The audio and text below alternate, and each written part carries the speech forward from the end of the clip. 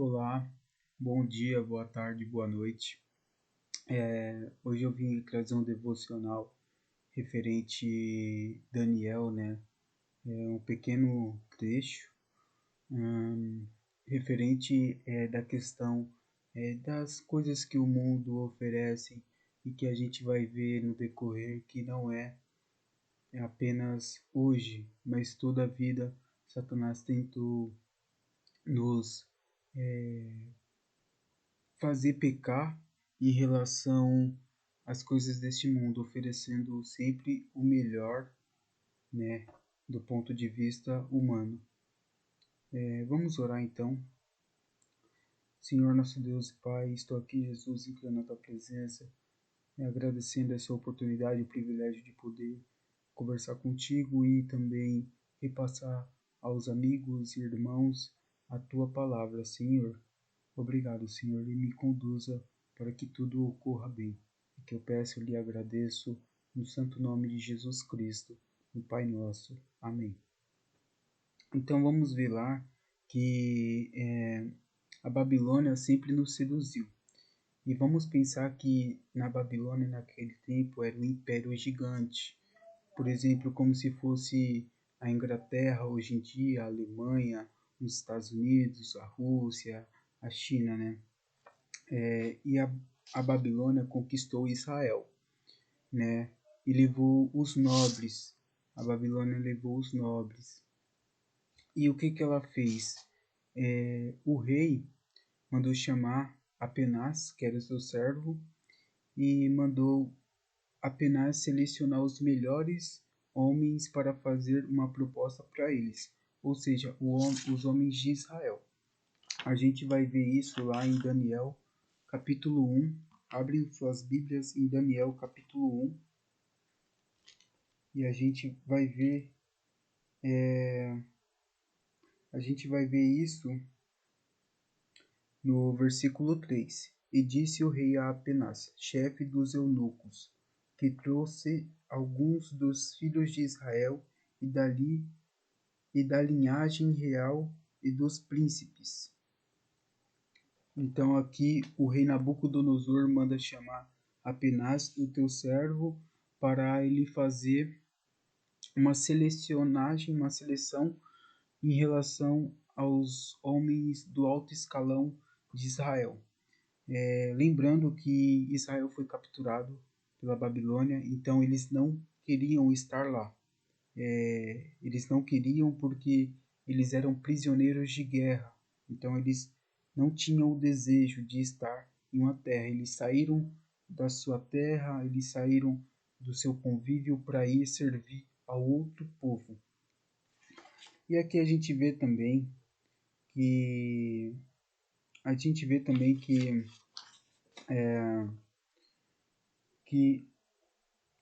no capítulo 1, versículo 4 de Daniel, a gente vê o que as requisições, os requisitos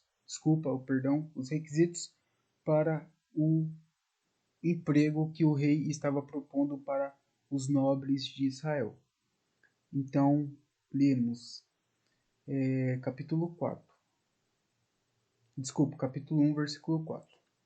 Jovens em que não houvesse defeito algum, de boa aparência, instituídos em boa sabedoria, e, do, e, doutos, e doutores em paciência, e entendidos no conhecimento, e tivessem habilidades para assistirem no palácio do rei, e que ensinassem as letras e as línguas dos caldeus. Então aqui a gente já percebe, né, que ao quanto de coisas boas eles iam aprender, né? E os requisitos. Então tinham que ser jovens de boa aparência, instruídos em sabedoria, né? Também versados em ciência, que possam ter habilidades em lidar com as pessoas e que eles possam trabalhar em um ambiente exigente, né? Então tudo isso eram o que o rei pedia para que as pessoas que ocupassem o cargo pudessem exercer a função no palácio do rei. E qual que seriam esses benefícios que o rei iria dar para aqueles que conquistassem as vagas? Então, os benefícios seriam o seguinte: está no capítulo 5. O rei lhes determinou a porção diária das iguarias do rei e do vinho que ele bebia. Ou seja, aqui a Bíblia fala que eles iam comer e beber a mesma comida que o rei comia e bebia. E assim fossem mantidos por 3 anos, para que no fim destes pudessem estar diante do rei. Então, o curso seria, vamos dizer que seria um curso de 3 anos, e o rei iria dar o alimento, ia dar estabilidade no castelo, que eles iriam morar no castelo, iam aprender um idioma novo, e no final do curso, se eles fossem bem, eles teriam a vaga, né? E ganharia status no castelo, no palácio. E como você era como se você morasse aqui na periferia de São Paulo, né? E aparecesse uma vaga de emprego em um país de primeiro mundo, ou seja, uma Inglaterra, uma Rússia, uns Estados Unidos, um Canadá, um Japão, uma China, e aí aparecesse uma oportunidade com esses requisitos. E melhor de tudo, né? Tudo gratuito por conta do rei. E você iria estudar na universidade melhor, a melhor universidade do mundo. O emprego oferece mudanças para um grande centro, um grande país, aprender novos idiomas, vaga na maior faculdade do mundo, curso de formação de 3 anos, bolsa de estudo 100% integral, moradia e alimentação gratuita e possibilidade de emprego com alto salário no final do curso. Então a Bíblia ela fala, só que eu resumi com as palavras de hoje em dia, né? O que o emprego oferecia. E Satanás é assim. Satanás ele é astuto. Quando Satanás quer fazer você pecar, ele escolhe direito as coisas para você cair no pecado. Então o povo ele estava sendo cativo, saindo da terra deles, e de repente oferece todos esses privilégios, todas essas mordomias para que eles pudessem servir no palácio. Só que você pensa, nossa, que bom, né? Você começa a pensar, nossa, é legal, bacana. Você vai aprender um novo idioma, você vai aprender uma cultura nova, você vai comer da comida do rei, uma comida boa. Você vai estar entre os nobres, né? O pessoal do alto calão, né? Então, tudo de bom, tudo top de linha naquela época, né? E hoje em dia seria também. Aí, Daniel, capítulo 1, versículo 7 diz: E o chefe dos eunucos lhe propôs outros nomes, a saber, Daniel pôs o nome de Beltesazar, e Ananias de Sadraque, e Misael de Mesaque. Aí você começa a pensar, né? Todas essas coisas boas, só que tem um porém. Você vai ter que esquecer teu nome. O nome de Samuel não vai ser mais Samuel, vai ser outro nome. E lembrando que os nomes que os babilônicos deram para esses jovens eram nomes consagrados aos deuses, coisas que os judeus abominavam, porque eles já tinham sua crença no Deus fiel, o Deus vivo, e eles tinham que mudar o nome deles de Daniel para Beltesazar, né? Então já ia mudar. Então ali já ia percebe que Satanás ele é astuto. Então ele já ia moldando, ele já ia transformando de uma maneira sutil, de uma maneira enganosa, atraindo esses jovens a cair na tentação, né? Os judeus tinham restrições com o alimento e a comida, e a comida dos babilônicos eram oferecidas aos deuses, né? Os judeus eles tinham uma certa restrição com os alimentos e todos os alimentos que o rei comia, ele oferecia antes para os deuses deles, né? Então, já outra questão ruim que eles tinham que mudar. O emprego exigia que você esquecesse o seu Deus, toda a sua cultura e até o seu nome. Você tem que esquecer sua fé e viver do nosso jeito. Então, eles tinham que esquecer o nome deles, esquecer a cultura, esquecer a tradição, né? Esquecer o nome, esquecer o seu Deus principalmente, esquecer sua fé e viver do jeito que os babilônicos viviam. Olha como Satanás ele vai mudando, né, o contexto de uma forma que você não percebe. E hoje, trazendo isso para o dia de hoje, seria desse jeito: em uma faculdade, em uma escola ou no emprego. Vão te ameaçar para você ficar no jeito, no padrão deles, ou você não vai ter o seu diploma. Vão te ameaçar no emprego para você ficar na roda dos escarnecedores, ou você pode até perder seu emprego.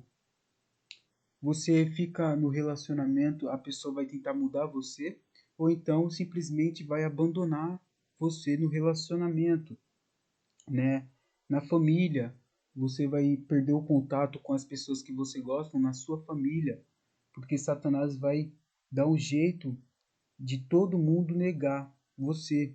E, consequentemente, se você cede a esses pedidos, você vai estar negando a sua fé. Andrew Kevin tem uma fala muito interessante que ele diz: quando você dança com o diabo, você não muda o diabo muda você. Né? Tem uma pessoa que disse que quando você dança com o diabo, você sai queimado. Isso é sério. Muitas vezes a gente cai no pecado, no erro, com medo de perder as regalias, né? E não confia em Deus. E dá culpa para encobrir as suas culpas. Você começa a dar desculpa, não. Eu vou brincar com fulano, eu vou brincar com ciclano porque é bom, tal, tal, tal. Não tem nada a ver. Não tem nada a ver sair para uma balada. Não tem nada a ver ir assistir um jogo no bar com meu amigo da faculdade. Não tem nada a ver sentar na turma do fundão na escola. Não tem nada a ver eu ceder o desejo da minha namorada, do meu namorado. Não tem nada a ver isso não, tal, tal, tal, com medo, né? E você acaba esquecendo de Deus, né? E aí você começa a dar desculpas para encobrir as suas culpas. No versículo 8, capítulo 1, versículo 8 de Daniel, Daniel ele rejeitou, né? Ele foi firme no posicionamento dele. E ele diz: E Daniel propôs ao seu coração não se contaminar com as porções das iguarias do rei, nem com o vinho que ele bebia. Portanto, pediu ao chefe dos eunucos que lhe permitisse não se contaminar. Então, o que acontece aqui, meus irmãos e amigos? Daniel decidiu dizer não às coisas do rei, né? Daniel foi lá e falou: não, não vou me contaminar. Por mais que a oferta seja boa, por mais que eu moro aqui em Boituva, na zona rural, e eu vou morar lá na Inglaterra, né? Morar praticamente num país de primeiro mundo, com coisas boas, mas que por detrás dessas coisas boas tem coisas diabólicas. E Daniel falou simplesmente: não vou me contaminar. E aqui eu deixo para você, né? Você vai negar a sua fé para viver aqui com privilégios dessa terra, que é coisas passageiras, ou você vai passar na prova e se alegrar com Deus? Você vai deixar Deus contente com isso, dizendo não ao seu pecado. Lembre-se, meus amigos, lembre-se de Jó, lembre-se de Jó. E aqui eu vou deixar uma reflexão também em Tiago. Tiago capítulo 5, versículo 8, versículos 7, 8, 11, 13, 16, 15, 16, 17, 18 e 20, que diz assim: Sede, pois, irmãos, paciente até a vinda do Senhor. Eis que o lavrador espera o precioso fruto da terra, aguardando-o com paciência, até que receba a chuva temporá e sórdia.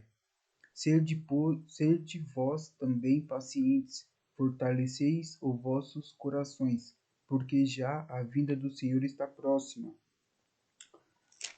Versículo 11. Eis que temos por bem-aventurados os que sofreram.